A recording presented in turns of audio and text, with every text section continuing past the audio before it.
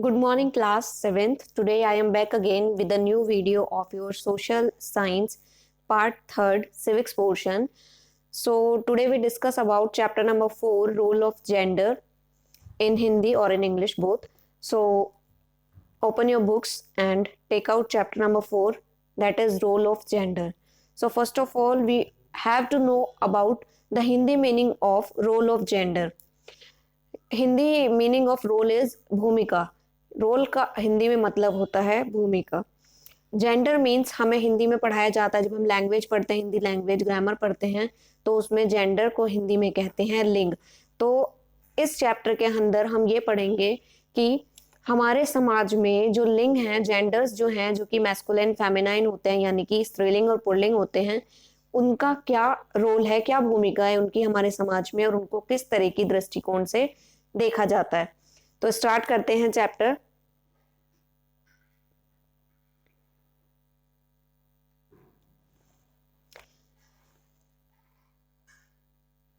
I think it is visible now. So the role of gender has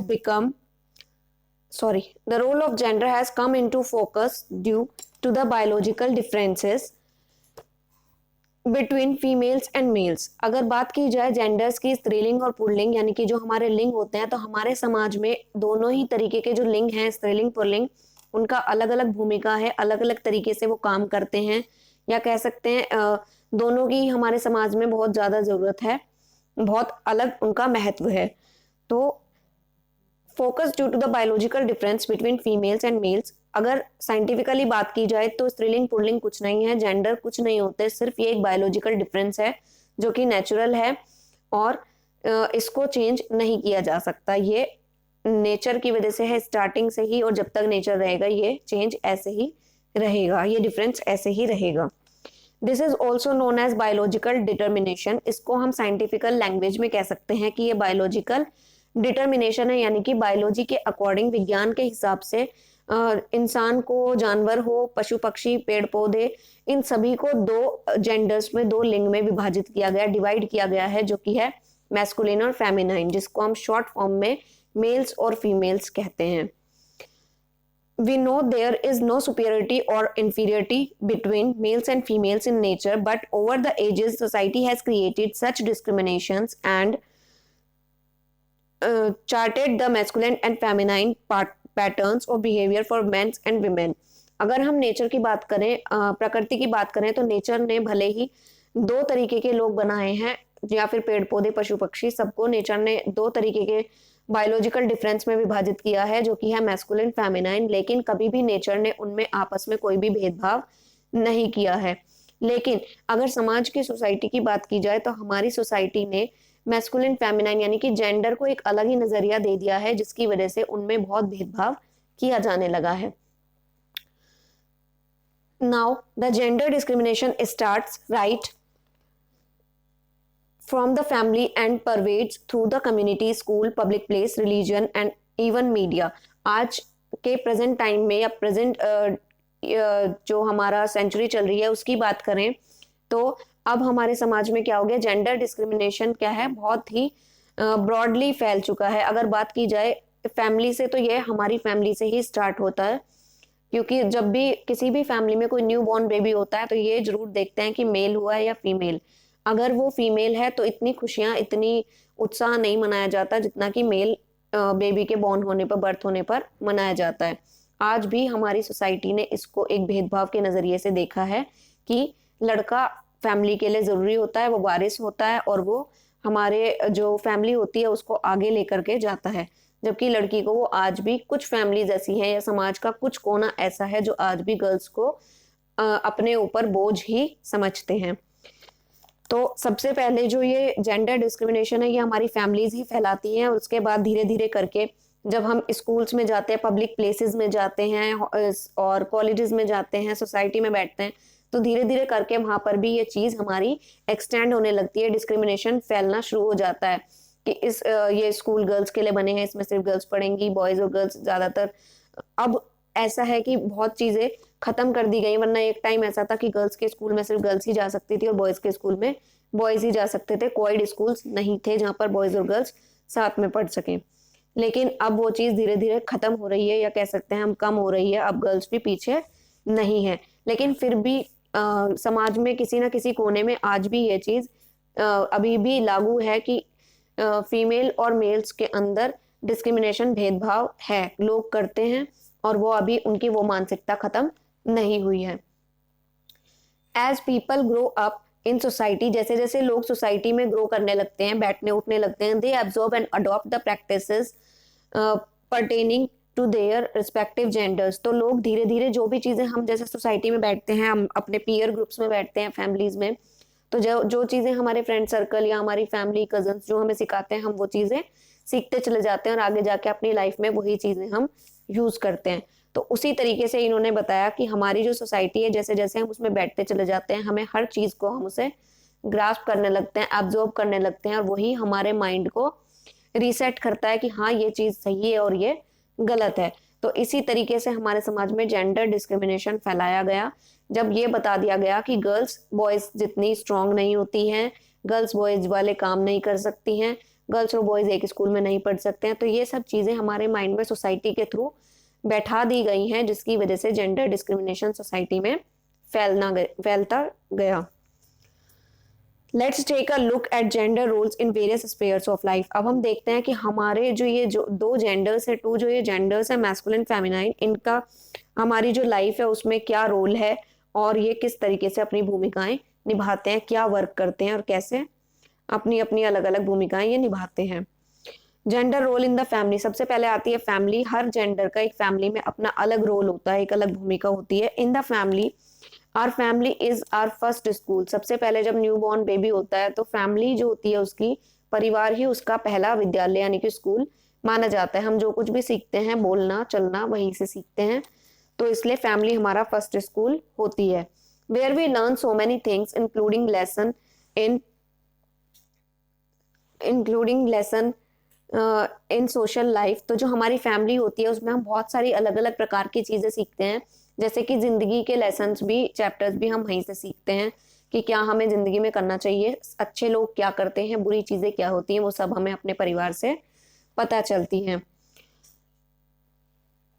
it is expected that the children will play the role of their parents in future. ये expected thing है कि जो आज बच्चे हैं वो कल को एक पेरेंट की भूमिका निभाएंगे अपनी फैमिली में in future. Hence a girl is encourage to behave like her mother. इसलिए गर्ल चाइल्ड जो होता है फैमिली में, उसको कहा जाता है कि वो हमेशा से ही अपनी मदर को, अपनी मम्मी को कॉपी करे और उनकी तरह ही बिहेव करे, क्योंकि आगे चल के उसको एक मदर की भूमिका निभानी है। And the boy is more incline to behave like his father. और बॉय का झुकाव जो होता है वो फादर की तरफ होता है। उसको ये सिखाया जाता है कि आगे जाके तुमको अपनी फैमिली को सपोर्ट करना है, जॉब करनी है, उनकी तरह बिहेव करना है। तो जो बॉय है वो बचपन से ही अपने फादर की तरह वर्क करना स्टार्ट कर देता है, जबकि गर्ल को मदर की तरह वर्क करने के लिए प्रेरित किया जाता है। Traditionally it is expected of a girl to grow up and get married, have kids, look after the household and take care of the family. अगर हम ट्रेडिशनली बात करें तो शुरू से ही आगे तक, यानी प्रेजेंट टाइम तक, हिस्टोरिकल टाइम से अभी तक गर्ल्स को यही सिखाया जाता है, या ये समझा समझा के बड़ा किया जाता है कि फ्यूचर में तुम्हारी शादी होगी, तुम्हारी भी फैमिली होगी, तुम्हारे भी बच्चे होंगे, और उसके बाद तुम्हें अपने घर परिवार को संभालना है, उनको टेक केयर करना है। इसके आगे उनको और कुछ नहीं सिखाया जाता है। Hence the girls are brought up in a gentle and kind manner। इसलिए जो गर्ल्स चाइल्ड होते हैं, गर्ल चाइल्ड जो होते हैं, वो धीरे धीरे करके एक बहुत ही मोल्ड नेचर के बन जाते हैं। वो किसी भी तरीके से जो उन्हें जैसा कह देता है उस तरीके से कन्वर्ट हो जाती हैं, और बहुत ही काइंड हार्टेड हो जाती हैं, यानी दयालुता उनके अंदर होती है, बहुत जेंटली बात करती हैं सबसे। तो ये सब उनको बचपन से फैमिली में ही सिखा दिया जाता है। They are encourage to develop skills like cooking, sewing, knitting etcetera. ये जो गर्ल्स होती हैं उनको बचपन से एनकरेज किया जाता है कि आपने कुछ वर्क सीखने हैं, कुछ काम सीखने हैं जो कि घरेलू काम होते हैं, जैसे कि खाना बनाना और सिलाई करना, कढ़ाई करना। ये सभी काम उन्हें बचपन से सिखाया जाता है कि फ्यूचर में आपको सिर्फ यही काम ऐसे हैं जो आपके लिए काम आएंगे और कुछ नहीं आएगा। Which shall help them in their work in the future. और उन्हें हमेशा ही बचपन से ये बोला जाता है कि यही काम सीखिए, यही फ्यूचर में आपके काम आने वाला है, इससे ज्यादा और कुछ नहीं।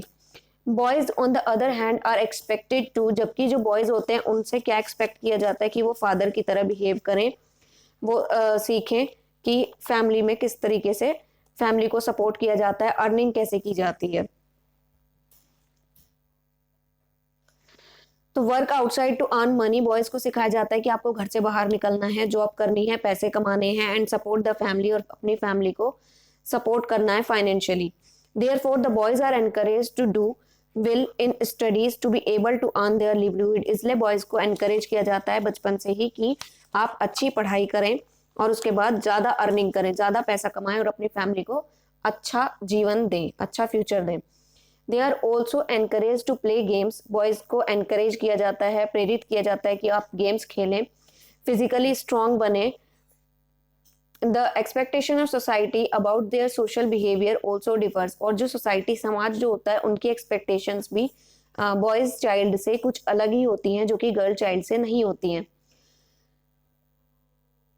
men are expected to men are expected to behave in a self contained, emotionally controlled and self sufficient manner, जो मेल चाइल्ड होते हैं या जो बॉयज होते हैं उनको सिखाया जाता है कि आपको इमोशनल नहीं होना है, आपको स्ट्रांग रहना है, आप रो नहीं सकते, तो ये अपने ऊपर कंट्रोल रखना है, तो ये सब चीजें बॉय चाइल्ड को सिखाई जाती हैं। This may lead to blocked emotions and lack of openness, जिसकी वजह से जो बॉयज चाइल्ड होते हैं उनके इमोशंस जो होते हैं वो ब्लॉक हो जाते हैं, बंद हो जाते हैं, और वो अपनी जो इमोशंस होते हैं उनको किसी के सामने जाहिर नहीं करते हैं, अपने अंदर ही रखते हैं। और साथ ही साथ जो बॉय चाइल्ड होते हैं वो बहुत ज़्यादा कह सकते हैं हम सीमित हो जाते हैं, वो अपने किसी भी चीज़ को दूसरे के साथ शेयर करने से पहले बहुत सोचते हैं, वो इतनी फ्रैंकली ओपन नहीं होते। It can often be heard in families when boy cry big boys don't cry, हमने सुना होगा हमारी फैमिलीज में भी जो बॉय चाइल्ड होते हैं उनको बचपन से ही सिखाया जाता है कि बॉयज नहीं रोते, लड़के स्ट्रांग होते हैं, वो रोते नहीं हैं। तो जब बचपन से आप किसी को ये बोलते रहोगे तो धीरे धीरे करके बड़े होते तक वो ये चीज उसके माइंड में सेट हो जाएगी, बैठ जाएगी, और वो आगे जाके इमोशनलेस हो जाते हैं। And he tries to come up to the expectation of his elders by not crying even when he badly wants to cry। तो जो बॉय चाइल्ड होता है जब बचपन से उसको ये सिखाया जाता है कि लड़के नहीं रोते, लड़के स्ट्रांग होते हैं, तो वो धीरे धीरे अपने जो बड़े होते हैं उनकी एक्सपेक्टेशंस को पूरा करने के लिए रोना बंद कर देता है, जबकि उसको उस टाइम बहुत ज्यादा अंदर से उसके इमोशंस, उसका हर्ट हुआ होता है और उसका रोने का मन होता है, लेकिन फिर भी वो अपने बड़ों की एक्सपेक्टेशंस को पूरा करने के लिए वो नहीं रोता है। These built-up emotions may later find their way through violence which harms him as well as the society। जब उसके इमोशंस को बचपन से ही दबा दिया जाता है बॉय चाइल्ड के, तो एक टाइम ऐसा आता है कि वो उसके जो इमोशंस होते हैं बहुत ज्यादा हार्श हो जाते हैं और वो हिंसा के रूप में, वायलेंस के रूप में समाज और उसे खुद को बहुत नुकसान पहुंचाने लगते हैं। Women on the other hand, अगर बात की जाए विमेन्स की या गर्ल चाइल्ड की, तो दूसरी तरफ are taught to be emotional, उन्हें बचपन से ही इमोशनल बनाया जाता है, उन्हें सिखाया जाता है कि थोड़ा इमोशनल बनो, सेंसिटिव बनो, दूसरे की बात को समझो, इतनी जल्दी रिएक्ट मत करो। तो ये सब चीजें गर्ल्स को सिखाई जाती है। नॉन वायलेंस सिखाया जाता है कि लड़ाई झगड़ा नहीं करना है, हिंसा नहीं करनी है, गुस्सा नहीं दिखाना है। तो इस तरीके से जो बचपन से ही जो चीज माइंड में डाल दी गई है बॉयज के, तो बॉयज उस तरह बिहेव करते हैं, गर्ल्स के तो गर्ल्स उस तरह बिहेव करती हैं। आपने भी अपनी क्लासेस में देखा होगा, आप बॉयज एंड गर्ल्स पढ़ते हैं, तो जो बॉयज होते हैं कई बार ऐसा होता है समटाइम्स कि किसी कोई बच्चा है या बॉय या गर्ल, अगर वो वर्क कंप्लीट नहीं करके लाए, टीचर उनको कुछ थोड़ा सा कह देती हैं या डांट देती हैं, तो जो बॉय चाइल्ड होता है वो इधर सुनता है और उसके बाद रिएक्ट नहीं करता है, लेकिन जो गर्ल चाइल्ड होती है वो बहुत इमोशनल होती है और वो उस चीज से हर्ट हो जाती है, वो डर जाती है और उस इमोशंस में वो क्राई करने लग जाती है, रोने लग जाती है। तो ऐसा क्यों? क्योंकि उनका माइंडसेट बचपन से उनकी फैमिलीज ने और सोसाइटी ने ऐसा ही बना दिया है कि गर्ल्स को इमोशनल रहना है और बॉयज को अपने इमोशंस को कंट्रोल करना है, इसलिए ऐसा होता है। Now the next one is mothers may be heard chiding their daughters, don't laugh so loud, you are a girl, girls behave like believe their mothers and keep their emotions hold it up within them। तो जो girls होती हैं उनकी mother उनको बचपन से सिखाती हैं बाहर मत खड़े होइए, बाहर मत जाइए, ज्यादा जोर से मत हंसिए, जोर से मत बोलिए, ये सब चीज़ें उनको बचपन से ही सिखा दी जाती हैं और ये चीज़ें सिर्फ उनकी मदर या ग्रैंड मदर जो होती हैं वही सिखाती हैं। तो इसलिए जो गर्ल्स होती हैं वो ये धीरे धीरे करके जैसे जैसे गर्ल बड़ी होती है वो उस चीज़ को अपने बिहेवियर में इम्प्लीमेंट करने लगती है और वो थोड़ी शांत नेचर की बन जाती है, धीरे बोलने लगती है, ज़्यादा जोर से नहीं हंसती है और बाहर टाइम से जाती हैं, टाइम से आ जाती हैं, तो ये सब चीज़ें उनके माइंड में सेट हो जाती हैं। By the time a child is ready to go to school, जब चाइल्ड इतना बड़ा हो जाता है कि वो स्कूल जाने लगे, the gender identity is clearly instead in its mind, तो जो जेंडर क्लियर इक्वालिटी है या फिर जो जेंडर की आइडेंटिटी है कि मैं लड़का हूँ मैं लड़की हूँ, ये उनके दिमाग में स्कूल जाने से पहले ही बैठ जाती है। इतनी चीजें उनको फैमिली ही सिखा देती है कि हाँ आप लड़के हैं आपको ऐसे बिहेव करना है, आप गर्ल हैं आपको ऐसे बिहेव करना है। तो स्कूल जाने से पहले पहले उनके माइंड में ये क्लियरिटी आ जाती है कि हाँ जेंडर्स क्या होते हैं, लड़के कैसे बिहेव करते हैं और लड़कियां कैसे बिहेव करती हैं। Now the next topic is gender role in school. अब हमारे जो स्कूल्स होते हैं, विद्यालय जो होते हैं, उनमें जो जेंडर है उनके क्या रोल होते हैं और किस तरीके से उनको देखा जाता है, ये हम पढ़ेंगे। In the school is the place where children are treated as children. School एक ऐसी जगह होती है जहाँ की बच्चों को सिर्फ बच्चों के नजरिए से देखा जाता है, ना कि गर्ल और बॉय के नजरिए से देखना चाहिए और ना ही देखा जाता है। तो वहां पर सिर्फ सब बच्चे होते हैं और सब बच्चे इक्वल होते हैं, कोई गर्ल और कोई बॉय नहीं होता है। There is no gender base and they are respected and valued for their talent. तो जो स्कूल होता है वहां पर कोई बॉय और कोई गर्ल नहीं होता, वहां जेंडर की कोई मान्यता नहीं होती, सब न्यूट्रल होते हैं, सब एक समान होते हैं टीचर्स के लिए। और वहां पर बच्चों को सिर्फ देखा जाता है उनके टैलेंट बेसिस पर कि वो कितने टैलेंटेड हैं, वो पढ़ाई में कैसे हैं, वो क्राफ्ट में कैसे हैं, वो अलग अदर अदर करिकुलम एक्टिविटीज में कैसे हैं। तो इस बेसिस पर बच्चों को देखा जाता है, वहां कोई जेंडर डिस्क्रिमिनेशन नहीं होता है स्कूल्स में। Schools recognise their active role in the construction of practice that reflect gender equality. Schools का बहुत इंपॉर्टेंट रोल है कि हमारे समाज से जेंडर डिस्क्रिमिनेशन को हटा करके जेंडर इक्वलिटी लाना, कि स्कूल्स ही एक नींव रख सकते हैं कि जेंडर इक्वल होते हैं, बॉय और गर्ल समान होते हैं, जो वर्क बॉय कर सकता है सेम वर्क गर्ल भी कर सकती है और जो वर्क गर्ल कर सकती हैं उसे करने में बॉयज को भी कोई शर्मिंदगी नहीं होनी चाहिए। तो इसलिए स्कूल्स में कोई भी जेंडर डिस्क्रिमिनेशन नहीं होता, उनको सिर्फ as a children as a kid देखते हैं। School teach other important lesson of social behaviour. जो हमारे स्कूल्स होते हैं वो हमें समाज में कैसे बिहेव करना है वो सब कुछ सिखाते हैं। वो हमें एक अच्छा नागरिक बनना, एक अच्छा सिटीजन बनना सिखाते हैं, ना कि एक अच्छा लड़की बनना या एक अच्छा लड़का बनना सिखाते हैं। So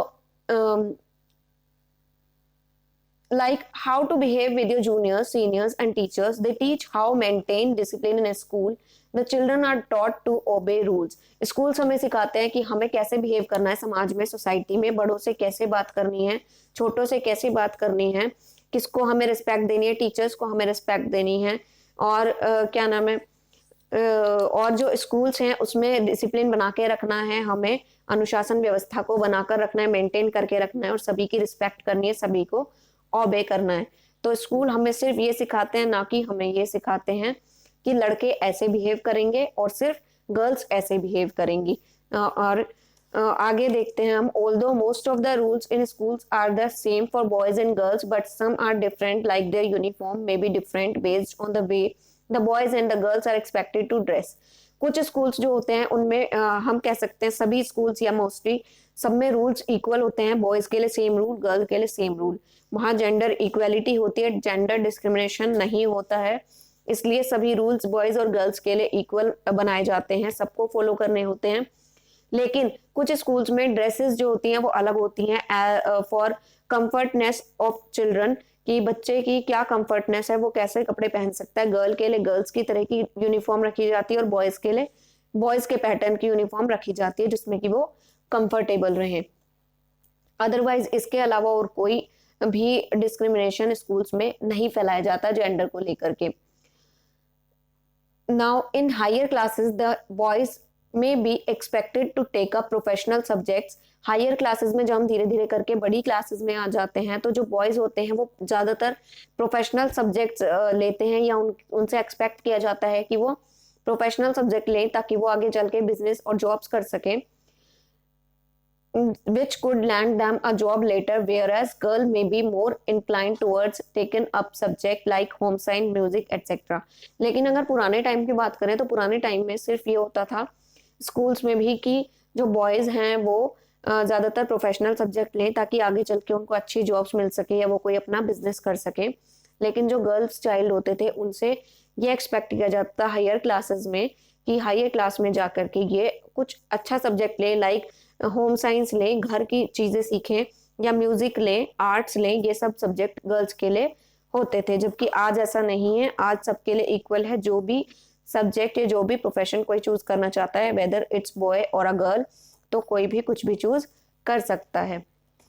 next topic is gender role in community. Community means हमारी सोसाइटी या फिर कह सकते हैं एक ग्रुप ऑफ पर्संस जिसमें कि हम रहते हैं। तो इसमें हम पढ़ेंगे कि कम्युनिटी में हमारे जो जेंडर होते हैं उनकी क्या भूमिका होती है। In a community is formed by a group of people who share a common interest in language, culture, religion और work.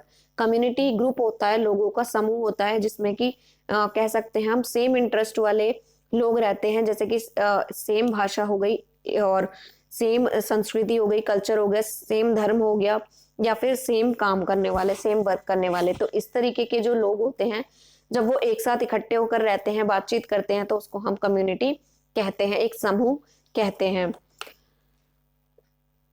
नाउ आपको एक पिक्चर दिख रही होगी स्क्रीन पर, that is a picture of a classroom. यहाँ पर कोई डिस्क्रिमिनेशन नहीं है। देखिए, आप देख रहे हैं क्लासरूम का एक पिक्चर जिसमें बॉयज और गर्ल्स दोनों ही बैठे हैं और ये कोई स्कूल का पिक्चर है और साथ में पढ़ाई कर रहे हैं। चलिए, next one is gender based social roles are defined in each community.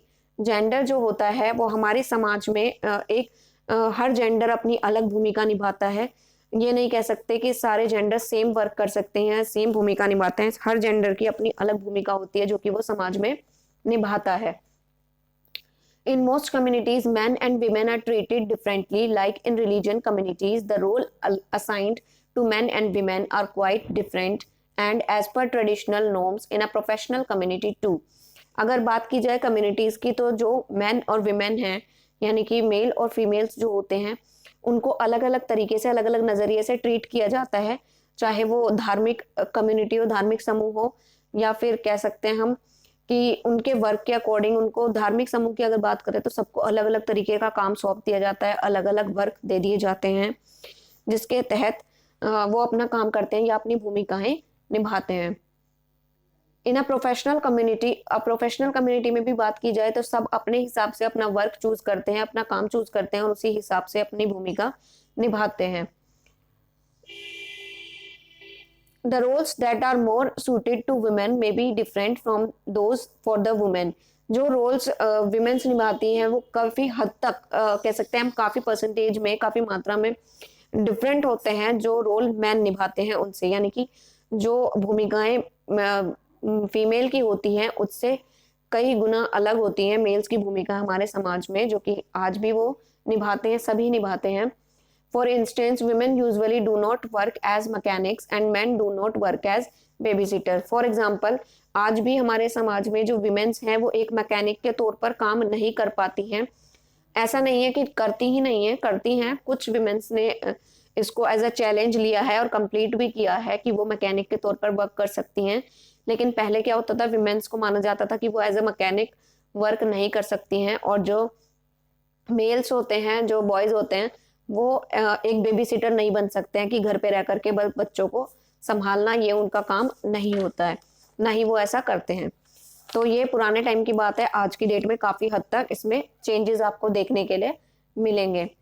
अब है नेक्स्ट टॉपिक आपका जेंडर एंड सोशल इनइक्वालिटीज़, यानी कि जो जेंडर है और जो हमारी सोसाइटी है उसमें क्या इनइक्वालिटीज़ हमारी सोसाइटी की तरफ से फैलाई गई हैं। Gender inequality is close linked to other form of social inequality. Gender inequality जो है वो हम कह सकते हैं लिंक है, काफ़ी हद तक मिली जुली है, उससे अटैच है। किससे? सोशल इनइक्वालिटी से। ठीक, यानी कि समाज में जो इनइक्वालिटी फैलाई गई है समानता नहीं है, असमानता जो है समाज में वो काफी हद तक इसी वजह से है क्योंकि जेंडर इनइक्वालिटी है। जेंडर में समानता नहीं है, हम उन्हें इक्वल नहीं समझते। जब हम जेंडर्स को इक्वल समझने लगेंगे, मेल फीमेल को इक्वल नजरिए से देखने लगेंगे, तो उस टाइम पर समाज में से भी इनइक्वालिटी खत्म हो जाएगी। In principle man and women are equal. अगर बात की जाए प्रिंसिपल के तौर पर, सिद्धांतों के तौर पर, तो मेल और फीमेल दोनों ही इक्वल होते हैं with the same right and duties, क्योंकि हमारा जो कॉन्स्टिट्यूशन है, संविधान है, उसमें भी सभी को समानता का अधिकार दिया गया है, चाहे वो मेल हो, फीमेल हो, कोई रिच पीपल हो या कोई पुअर पीपल हो। और हर किसी के पास कोई चाहे किसी भी धर्म का, किसी भी जाति का हो, कोई मिडिल क्लास हो, अपर क्लास हो या लोअर क्लास हो, सभी को इक्वल राइट हमारी कॉन्स्टिट्यूशन ने दिया है। ठीक, तो man generally earn money than women. तो अगर माना जाता है कि मैन और विमेन्स में क्या डिफरेंस है, तो ज्यादातर देखा गया, अगर ग्राफ हम देखेंगे कि तो जो मैन है यानी जो जेंट्स होते हैं वो ज्यादा इनकम अर्न करते हैं विमेन्स के कंपैरिजन में। मेल्स जो होते हैं वो ज्यादा इनकम अर्न करते हैं विमेन्स के कंपैरिजन में। They get better jobs. आज भी मेल्स को अच्छी जॉब्स मिलती हैं विमेन्स के कंपैरिजन में, जबकि विमेन्स को नहीं मिलती हैं। They make all important decision in the family. Males को पूरा राइट होता है कि वो फैमिली के सारे डिसीजंस अपने आप ले सकते हैं, इंडिपेंडेंटली ले सकते हैं, and have better position of power in society. और मेल्स को एक ऊंचा दर्जा दिया गया, एक अच्छी पावर दी गई है, समाज में भी, सोसाइटी में भी एक अच्छी पोजीशन पे उनको रखा गया है। There are more boys than girls in schools. आप देखोगे कि स्कूल्स में भी आज भी ज्यादातर क्लासरूम में बॉयज की क्वांटिटी ज्यादा होती है, बॉयज की परसेंटेज ज्यादा होती है, जबकि गर्ल्स की परसेंटेज उनसे कम पाई जाती है। There are many reasons for this. इसके पीछे भी बहुत सारे अलग अलग कारण होते हैं। Girls are made to stay at home to do chores. पुराने टाइम में क्या होता था, गर्ल्स को स्कूल नहीं भेजा जाता था, धीरे धीरे करके गर्ल्स को स्कूल भेजना शुरू हुआ और अब गर्ल्स स्कूल जाती हैं। कोई भी गर्ल अब ऐसी नहीं रहती जो कि ना पढ़े, क्योंकि बालिका को भी, या फिर कह सकते हैं हम लड़कियों को भी, पढ़ने का समान अधिकार हमारी सरकार ने दिया है। तो पुराने टाइम में देखें तो गर्ल्स को स्कूल नहीं भेजा जाता था क्योंकि उन्हें लोगों की ये थिंकिंग थी, ये धारणा थी कि गर्ल्स जो हैं वो घर में रहने के लिए होती हैं और उनको घर के काम सीखना चाहिए और करना चाहिए, यही उनके आगे फ्यूचर में काम आएगा। They are also married off early and bear childrens of a young age. उनको जल्दी शादी भी उनकी कर दी जाती थी गर्ल्स की पुराने टाइम में, और छोटी और कम उम्र में उनकी फैमिली होती थी, उनके बच्चे होते थे जिनको उन्हें फिर संभालना होता था, जिस वजह से उनका स्कूल जाना मुश्किल था या फिर कह सकते हैं मुमकिन नहीं हो पाता था। Now the next topic is economic aspect of gender. अब हमारा जो इकोनॉमिक एस्पेक्ट है यानी कि आर्थिक एस्पेक्ट क्या है हमारी सोसाइटी में, हमारे समाज में जेंडर्स का। In most societies the socio economic relation between man and women are largely unequal. अगर हमारे समाज में देखा जाए तो आर्थिक तौर पर यानी फाइनेंशियल तौर पर भी समाज में आज भी मैन और वीमेन दोनों इक्वल नहीं हैं, वो अनइक्वल हैं और काफी बड़ी मात्रा में अनइक्वल हैं। Women receive unequal distribution of land and access of resources such as food and health care. Women जो है आज भी उनको अनइक्वल रखा जाता है, उन्हें समाज में जो लैंड होता है, जमीन जो होती है वो उनके नाम पर नहीं हो पाती है, वो उन्हें नहीं मिल पाती है, उन्हें प्रॉपर रिसोर्सेज नहीं मिलते हैं, या हम कह सकते हैं उन्हें फूड या भोजन की सामग्री, या कह सकते हो आप हेल्थ केयर भी उन्हें प्रॉपर नहीं मिलती है। आज भी पिछड़े इलाकों में ऐसा है कि फीमेल्स को या विमेन्स को आज भी निचले दर्जे के उसमें दे रखा जाता है, कैटेगरी में रखा जाता है, उनको अनइक्वल रखा जाता है मेल्स के मुकाबले। तो इसलिए कुछ प्लेसेस पर या कुछ जगहों पर आज भी ऐसा है कि womens are unequal. Okay, then an increasing number of girls and womens are living in poverty. इसी वजह से अगर हम अपनी कंट्री की पॉवर्टी ग्राफ को देखेंगे तो जो विमेन्स हैं, जो गर्ल्स हैं, वो आज भी पॉवर्टी लाइन के नीचे आती हैं और उनकी संख्या धीरे धीरे करके बढ़ती ही जा रही है। The gap between women and man is widening to some countries. Man and women inherit land equally. अगर हम बात करें कुछ अलग देशों की भी, तो आज भी कुछ कंट्रीज ऐसी हैं जहां पर मैन और विमेन को इक्वल राइट नहीं है, उनके बीच में एक बड़ा गैप है, एक बड़ा फासला है, जिसकी वजह से वो इक्वल नहीं हो पा रहे हैं। Where women have equal economic security with man, they also tend to have equal social and political power. जबकि जो हमारा समाज कॉन्स्टिट्यूशन है वो ये कहता है कि विमेन और मैन दोनों को ही इक्वल राइट्स होने चाहिए, इक्वल पावर उनके पास होनी चाहिए हर काम को करने की, उनके बीच में कोई भी असमानता नहीं होनी चाहिए। In many Western countries, an increasing number of women are entering traditionally male dominated professions, and more men are willing to share household work with their partners. Things are changing in some developing countries as well. अब अगर बात की जाए किसी developing country की या developed country की, तो वहाँ पर जो समाज की, सोसाइटी की जो मानसिकता है, जो थिंकिंग है, वो काफ़ी हद तक चेंज हो गई है, जिसकी वजह से जो मेल मेंबर्स हैं वो अपनी फीमेल पार्टनर्स का घर में या घर के काम में हेल्प करते हैं, उनको कंट्रीब्यूट करते हैं, और जो फीमेल पार्टनर्स हैं वो बाहर के वर्क्स में या फिर बिजनेस में या जॉब में या कह सकते हैं फाइनेंशियली अपनी फैमिली को वो सपोर्ट करने लगी हैं। तो ये डेवलपिंग कंट्रीज में, या फिर कह सकते हो आपकी जो कंट्रीज पूरी तरह से डेवलप हो चुकी हैं, वहां पर ये चेंज देखने को मिला है, और उनकी वजह से काफी हद तक सोसाइटी में जो ये जेंडर डिस्क्रिमिनेशन था ये जेंडर इक्वलिटी में कन्वर्ट हो गया है। Now women empowerment. अब आता है विमेन एम्पावरमेंट कि जो विमेन्स हैं वो किस तरीके से हम उन्हें एम्पावर कर सकते हैं, सशक्तिकरण क्या होता है विमेन्स के लिए, और ये क्यों इम्पोर्टेंट होता है। In most societies the role of women is limited to looking after the home and family. कुछ समाज में आज भी क्या होता है कि जो विमेन्स हैं वो उनके पास लिमिटेड वर्क होता है करने के लिए, उनको सिर्फ कह दिया जाता है कि आपको अपनी फैमिली की, अपने परिवार की देखभाल करनी है, और उसके आगे उनके लिए कोई काम नहीं रहता है। They are also discriminated against in education and employment opportunities. उनको पढ़ाई से, शिक्षा से दूर रखा जाता है, या कह सकते हैं हम रोजगार से भी दूर रखा जाता है, ये कहकर कि आपको सिर्फ अपनी फैमिली को संभालना है, बाकी का काम जो है वो फैमिली में जो मेल मेंबर है वो करेंगे और वो संभाल लेंगे।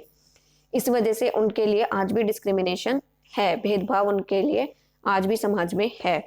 दे may be working hard to take care of their family, जबकि वो बहुत ज्यादा हार्ड वर्क करती हैं अपनी फैमिली को टेक केयर करने के लिए, अपनी फैमिली का ध्यान रखने के लिए, उनको हेल्दी रखने के लिए, but it is not counted as economically women. लेकिन वो कहीं भी हमारी कंट्री में इकोनॉमिकली विमेन यानी कि एक आर्थिक या फाइनेंशियल विमेन जो होती है, जो कि इनकम अर्न करती है, उसमें काउंट नहीं होता। हमारी कंट्री में आज भी 80 to 90% विमेन्स ऐसी हैं जो हाउस होल्ड हैं या हाउस वाइफ्स हैं, जो हाउस को देखती हैं, घर को संभालती हैं, तो उनकी कोई इनकम नहीं होती है उस काम में, इसलिए उनकी उस काम को, उस कंट्रीब्यूशन को कंट्री की इकोनॉमी में वो नहीं काउंट नहीं किया जाता है। वो आज भी अनकाउंटेबल वर्क है उनका, जो कि वो हार्ड वर्क कंटिन्यूअस करती हैं अपनी whole life. Now look at the picture below on your screen, that is the picture of today women.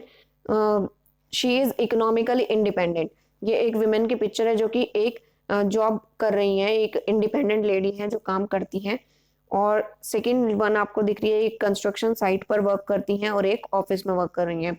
तो ये हमारे समाज में जो डिस्क्रिमिनेशन था उस चीज को हम हटाने के लिए आज की जो विमेन्स हैं, आज की जो फीमेल्स हैं, वो अपना पूरा कंट्रीब्यूशन दे रही हैं। वो कोशिश कर रही हैं कि वो और ज्यादा हार्ड वर्क करें, जिससे कि वो फाइनेंशियली भी स्ट्रांग हो सके, वो समाज में इक्वल राइट भी पा सके, इक्वल दर्जा भी पा सके, और साथ ही साथ अपनी फैमिली को भी सपोर्ट कर सके और अपनी फैमिली को भी टेक केयर कर सकें। तो इसलिए हमें उनका बहुत रिस्पेक्ट करनी चाहिए, उनको ओबे करना चाहिए।